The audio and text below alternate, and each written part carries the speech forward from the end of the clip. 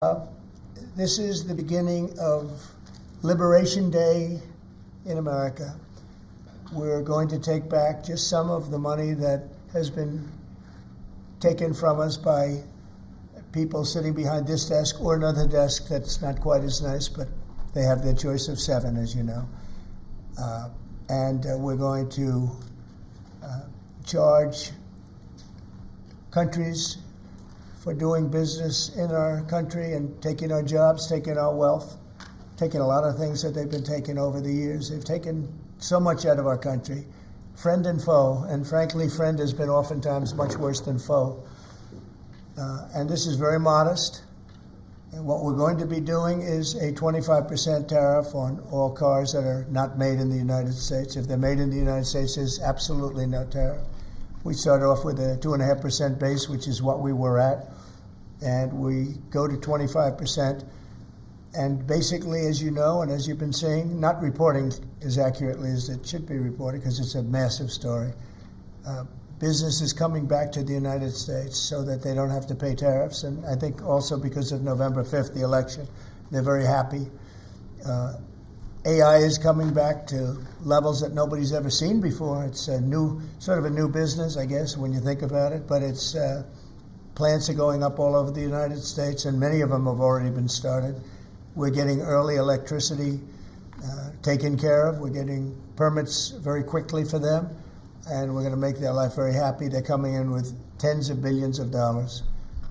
Individual plants will cost 10, 15, even $20 billion. We're going to let them build electricity generating plants along with their plant, and they can't even believe it. And we're going to get them very quick permits, as I've done always. I did that in Louisiana with 2 LNG plants. I got them one permit in 1 day after waiting 14 years, and the other one in 1 week after waiting for 12 years.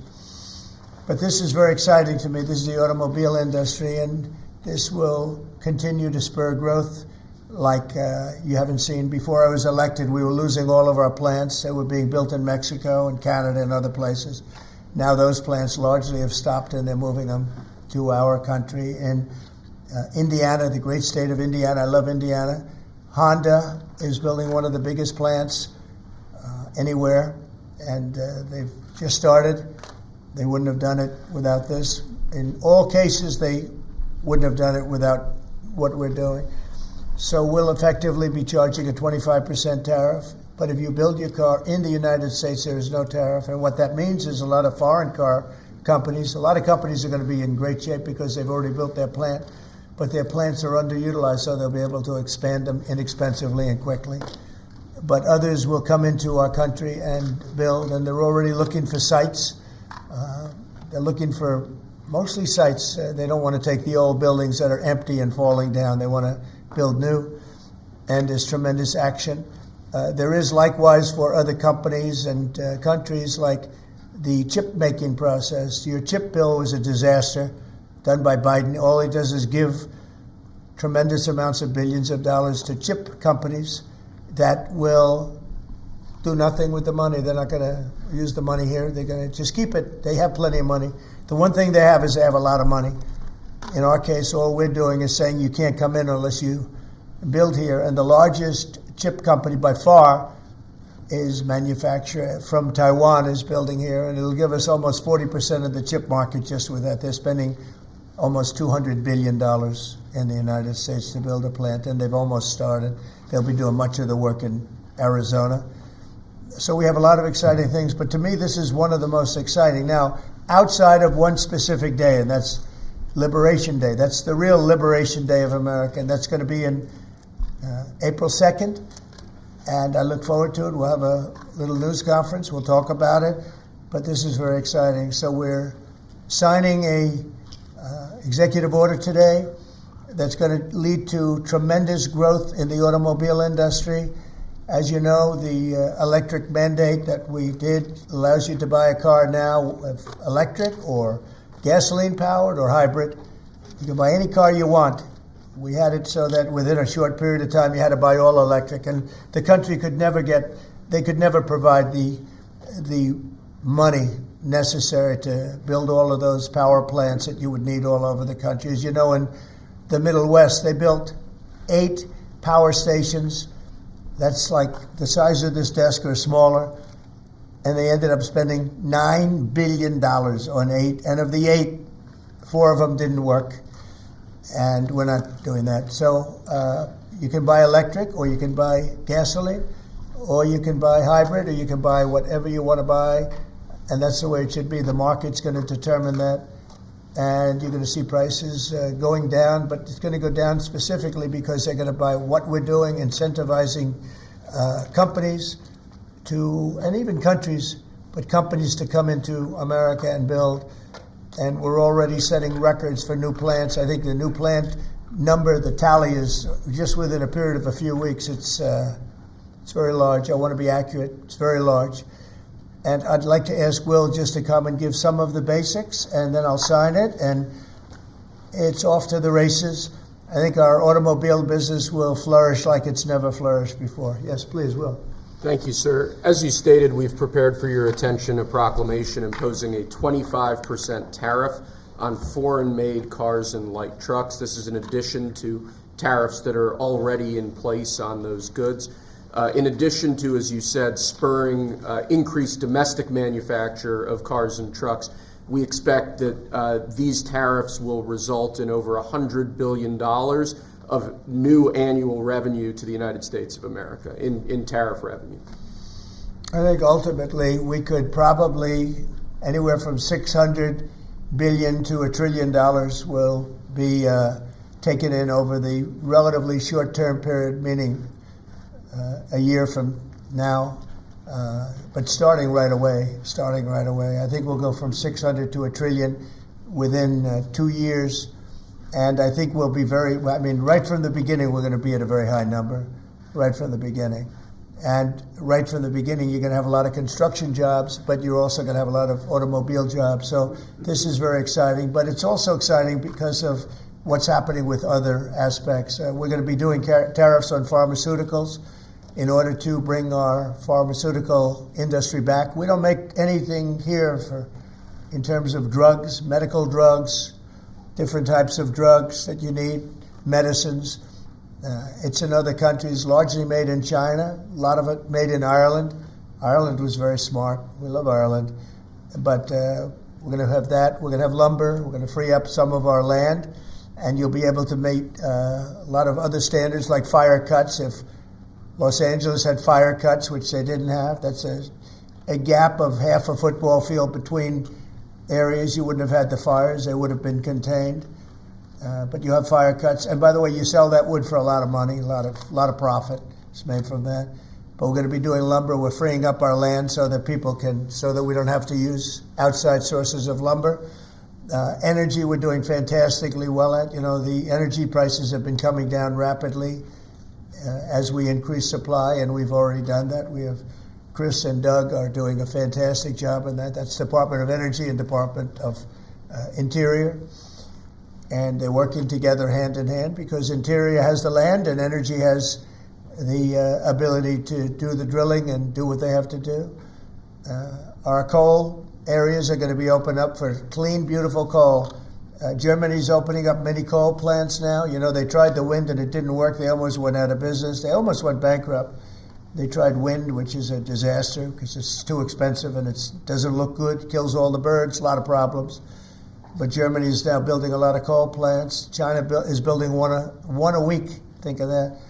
And they're using coal, which is very powerful. Coal is a very powerful energy.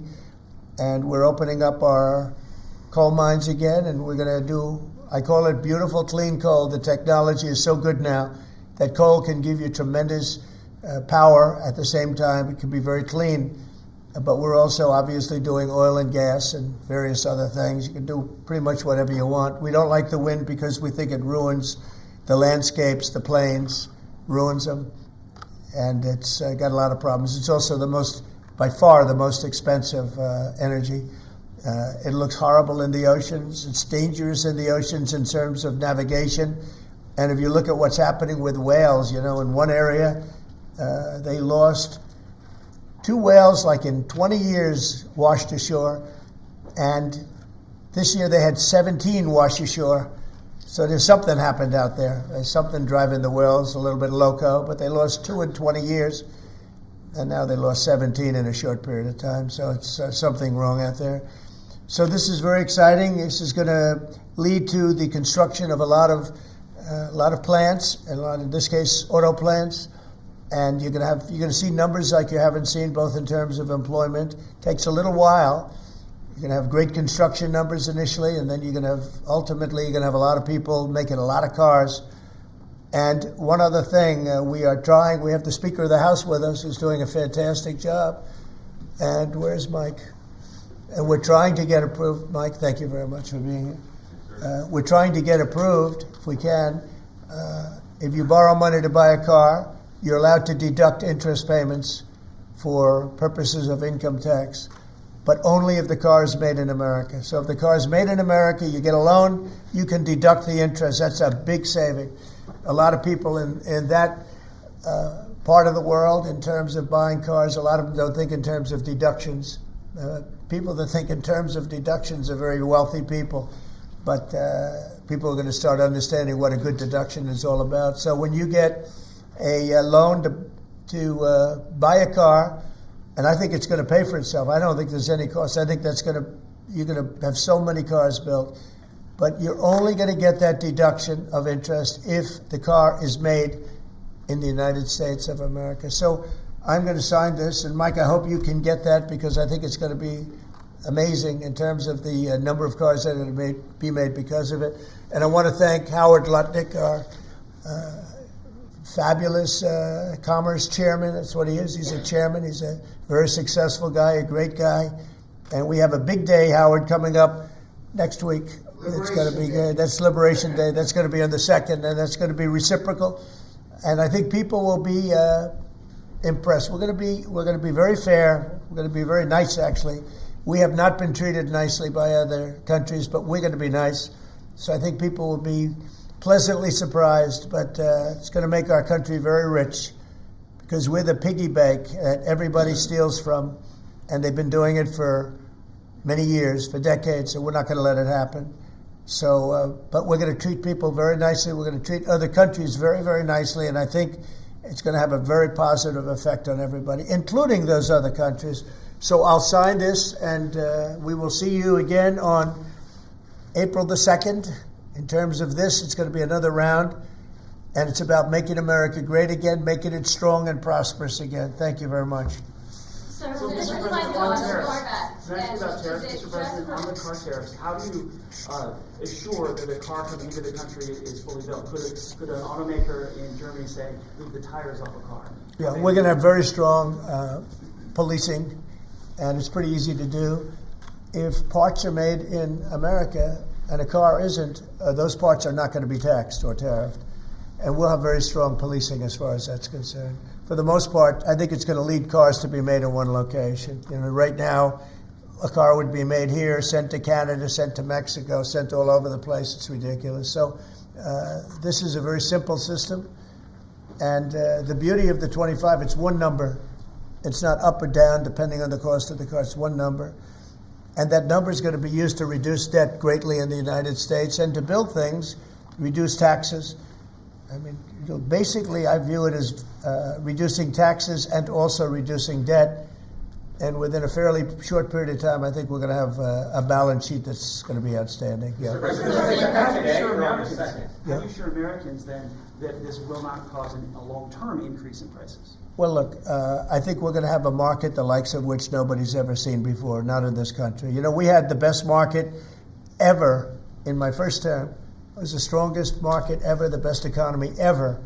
And I think I think this blows it away. But this is something that people have wanted to do, presidents have wanted to do for a long time. A lot of them didn't understand it. It wasn't a priority for them.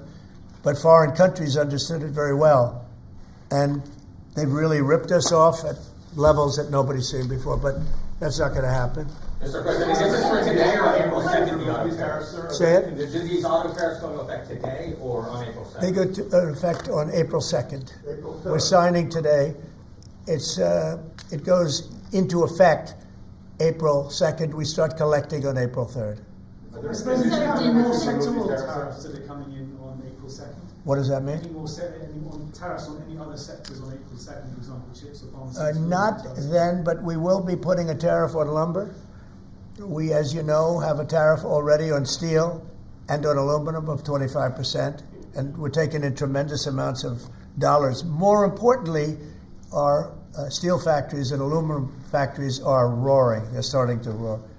They're building new ones. I just heard from Nucor, which is a big company, a very big steel company, and they're building a massive plant for steel that they wouldn't build without this. So you're going to see things that are going to be actually amazing. And I think you already have. You know, we've had some news conferences where I can't have enough. They want to do news conferences where they announce they're going to spend 20, 30, 40 billion dollars. But Apple, as an example, is spending $500 billion. Okay. Any other? On the Signal chat, Senator Roger Wicker. Hold on one second. Yes. Mr. Go ahead. President, reciprocal tariffs next week. Will those be immediately effective April 2nd on all countries, or will you focus on the worst offenders? No, we're going to make it all countries, and we're going to make it very lenient. I think people are going to be very surprised. It'll be, in many cases, less than the tariff that they've been charging us for decades. So I think people are going to be very, very surprised. Why is On that? these auto tariffs, I think they'll be pleasantly surprised. I don't know. I think we're trying to keep it somewhat conservative. and on these auto tariffs, we saw obviously the NASDAQ 100 go down 2% at close, S&P 500 down 1%. What are you concerned Is that about today? that market reaction? Today? Yes, sir. I didn't say that. I want to see the jobs. I want to see that'll all take care of itself. That could take care of itself in 1 day, 2 days, or 1 week. Are there any conditions under which you'd remove these auto tariffs, sir, or is this permanent for the rest of your term in office? Oh, this is permanent. Yeah, 100%. Yeah. Are you on the auto tariffs? Did Elon Musk advise you at all on these auto tariffs? No, because he may have a conflict, so we don't talk. I've never talked to him. Elon's amazing. He's never asked me for a favor in business whatsoever. I'm actually a little surprised by it.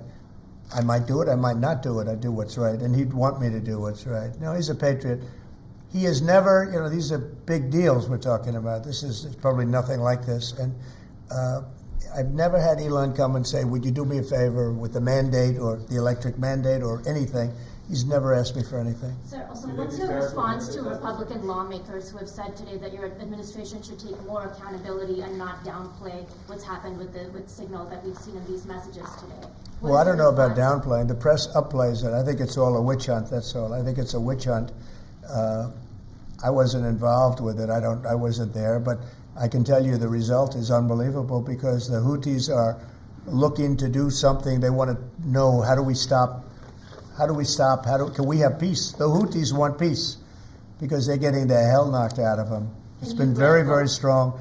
The Houthis are dying for peace. They don't want this. And they're bad. Look, they were knocking ships out of the ocean. You know, we had in the Suez Canal, they only have about 20% of the ships going through. They have to go through a different way, which takes weeks of travel. And that really affects commerce. But the Houthis have been hit hard, and they want to negotiate peace. But I don't think they're quite. I don't think they're quite ready. Classified that was shared? Say it. Do you still believe nothing classified was shared? Well, that's what I've heard. I don't know. I'm not sure. You'll have to ask the various people involved. I really don't know. I can only tell you this. You know, you don't want to talk about it. The Houthis have been horrible to the world. What they've done, killed a lot of people, and knocked down a lot of ships and planes and anything else. You know, it's not just the ships.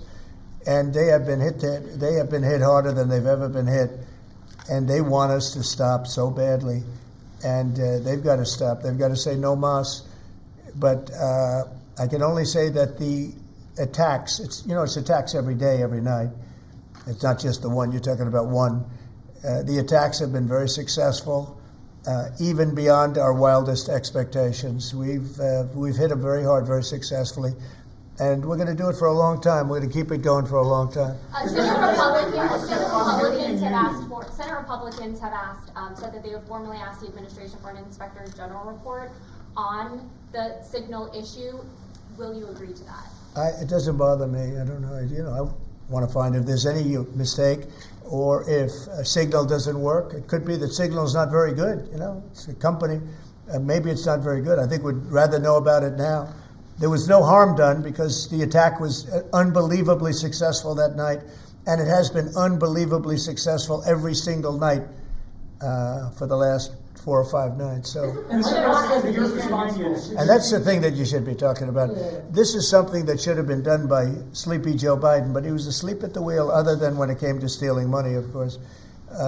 Joe Biden should have done this attack on Yemen, which is basically a certain group within Yemen, the Houthis, and this should have been done by Joe Biden, and it wasn't.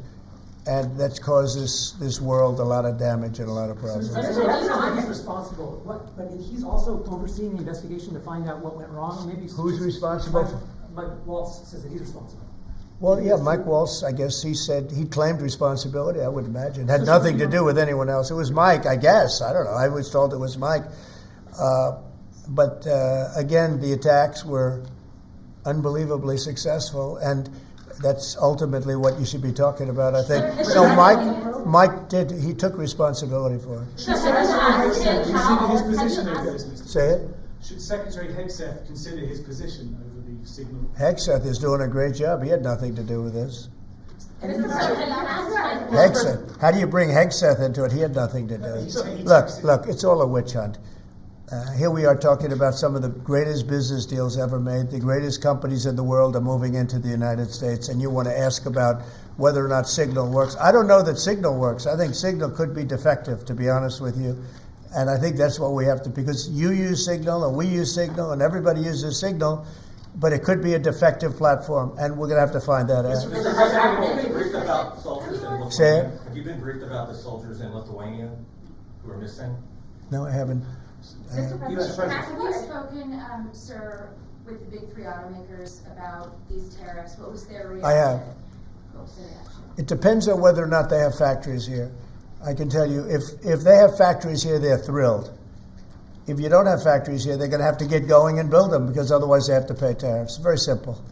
And most of those have pretty big factories here. Like General Motors has big factories here. They're going to move their parts divisions back to the United States, because some of them were made in Canada and some of them were made in Mexico and other places. They'll be moving their parts division back to the United States in factories where they may be at 60% capacity, so they don't even really have to build too much of a factory. But, generally speaking, if they have factories here, plants here, where they make their cars and equipment, but they make their cars here, they are thrilled. Same thing with the steel industry. Steel industry is now paying a 25% tariff, as you know, I put it on last week, and the business is roaring in the United States. And we can't, because of military, we can't lose the steel industry. If I didn't put the initial tariffs on steel in my first term, you wouldn't be able to have a military, because we wouldn't have, every steel company would be bankrupt in the United States, and every plant would be closed. But now they're booming. And putting this tariff on, this additional tariff for steel and aluminum, it's making them thrive, and it's already happened. Mr. President, are you up on the deadline for the TikTok sale? Will you extend that deadline if you don't have a deal? Do you support Oracle? Well, we will have a form of a deal. TikTok is very popular, very successful, very good. We're going to have a form of a deal, but if it's not finished, it's not a big deal. We'll just extend it. I have the right to have the deal and to extend it if I want. So we'll see whether or not we have a deal. We have a lot of interest in TikTok. Is there a way for a U.S. company to operate it and ByteDance to still have a share of the algorithm? Well, there are numerous ways you can buy TikTok, and we will find the one that's best for the country, for our country. I'm worried about our country more than anything else with respect to TikTok. And China is going to have to play a role in that, possibly, in the form of an approval, maybe. And I think they'll do that. Maybe I'll give them a little reduction in tariffs or something to get it done, because every point in tariff is worth more money than TikTok, if you think. Every point. Tariff is a much bigger world, and TikTok is big, but every point in tariffs is worth more than TikTok. So in order to get China to do, maybe I'd give them a reduction in tariffs, as an example. Sounds like something I'd do. Do you think the tariffs are going to be good for Tesla, sir? Good for who? Tesla, which makes it good. Well, he is a fantastic Tesla. Will tariffs be good? I think they may. It could be a net neutral, or they may be good. He has a big plant in Texas, He has a big plant in California. And anybody that has plants in the United States, it's going to be good for, in my opinion. Mr. President, you said you want to return education control to the states. How would you handle it if a state like California were to put in place education policy? You know, I haven't seen a mask in so long. You're wearing a mask. So nice of you. I haven't seen anybody wearing a mask in a long time. It's good. You feel more comfortable, right? Good. That's good. So go ahead. You said you want to return education control to the states. How would you handle it if a state like California were to put in place education policies you disagree with? Well, I think that California is going to be tougher because they're doing badly on everything they do. You know, everything they touch turns bad. So a place like California would be tougher for education. But what I would see with California is you'd have a Los Angeles department, and you'd have Riverside. You'd go to various places. And I think you'd have some great areas in California, and then you'd have some, like everything else, that doesn't work so well. But ultimately, I think it would be very successful. I think in New York, as an example, you'd go to Long Island, Westchester, you may have Nassau County, Queens County. You break it up in certain ways so they'd have maybe 5 departments. You know, because of the size, they'd have 5 departments instead of 1. A state like Iowa, you'd have 1. And, I mean, they're just chomping at the bit to get going. So many states are chomping at the bit to get education, and it's going to happen fast, to get the education brought back to the states. And I mean, I tell you what, you have 40 states, in my opinion, that will be as good as Norway, Sweden, Denmark. You take a look at those 3 are among the top, and they've been there for a long time. But I think you'll have a lot. Finland is very strong. Frankly, China is very strong. China's in the top 10. And that's something considering the size, you know. So it's not only a size thing. But Norway, Sweden have been very good. Denmark has been very good. I think you have Iowa and Indiana, and a lot of our states will be equal to them. But they can't be equal if it's going to be run in Washington. We don't want that. Yeah.